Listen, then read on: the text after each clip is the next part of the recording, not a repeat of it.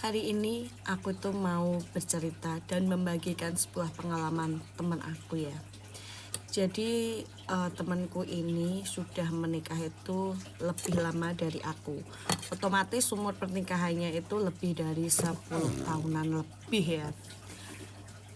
Dan mereka itu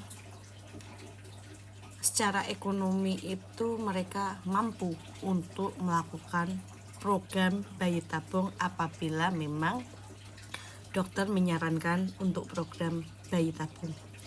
Saya pun pernah berburuk sangka ya sama pasangan ini. Saya sampai bilang gini, sepertinya mereka itu secara finansial sih oke gitu, kok nggak bayi tabung ya, kok malah angkat anak ya. Aku tuh pernah berburuk sangka seperti itu. Teman aku itu memutuskan untuk adopsi setelah 12 tahun pernikahan.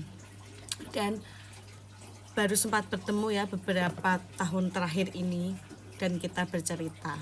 Karena kalau sesama pejuang dua garis itu kalau saling bercerita atau bertukar pendapat, bertukar pengalaman juga itu tuh bisa nyambung sekali ya, karena mungkin kan sama-sama merasakan gitu sebagai pejuang dua garis. Jadi si suami teman aku ini juga azoospermia seperti suamiku. Bedanya ketika suamiku tes beberapa kali terus checking hormon, setelah checking hormon itu dokter menyarankan langsung tindakan TC gitu ya, pengambilan sperma dari pabriknya. Karena dokter androloginya suamiku kan meyakini bahwa ini pabriknya itu bisa berproduksi dan pasti akan ditemukan ketika melakukan tindakan tersebut. Tetapi suaminya teman aku itu setelah checking hasilnya angiospermia, terus checking hormon, dan tidak dibacakan ya hasil checking hormonnya itu dalam arti entah kadarnya tinggi ataupun rendah, aku nggak tahu, temen aku juga nggak tahu. Dokter langsung menyarankan untuk suatu pemeriksaan, jadi dia tidak disarankan untuk TC, pemeriksaan seperti apa ya, genetik, pemeriksaan kromosom atau apa gitu ya. Mungkin tidak semua rumah sakit bisa menyediakan pelayanan tersebut, jadi hanya di rumah sakit tertentu yang bisa melakukan pengecekan tersebut ya.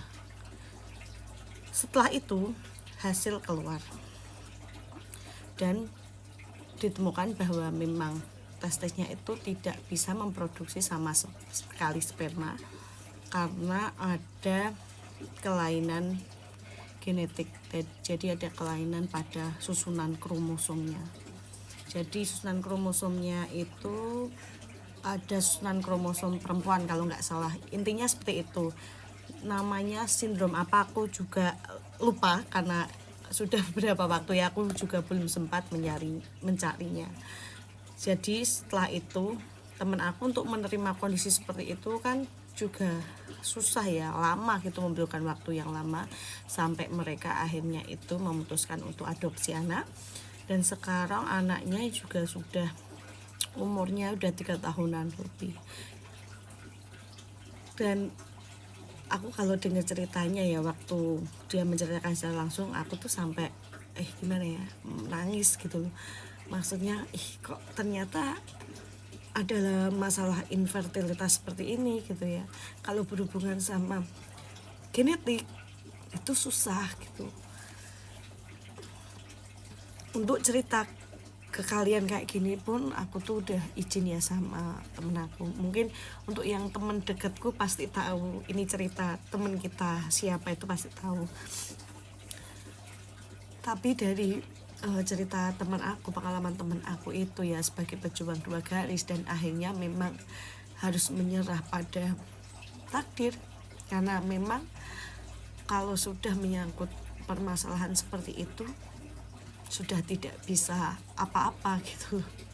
Kayaknya memang udah pasrah, meskipun punya banyak uang, meskipun secara finansial mampu melakukan teknologi canggih seperti bayi tabung pun, tapi kalau memang masalah dengan genetik, dengan kromosom, tidak bisa memproduksi, miras. Setidaknya buat teman-teman pejuang 2 garis yang mendengar cerita yang aku ceritakan ini, yang mungkin punya permasalahan yang jauh lebih ringan daripada temanku ini, ya kita juga wajib bersyukur, kita tetap berusaha, kita yakin bahwa di kemudian hari ya kita itu mendapatkan pertolongan sehingga kita bisa segera memiliki. Salam pejuang 2 garis.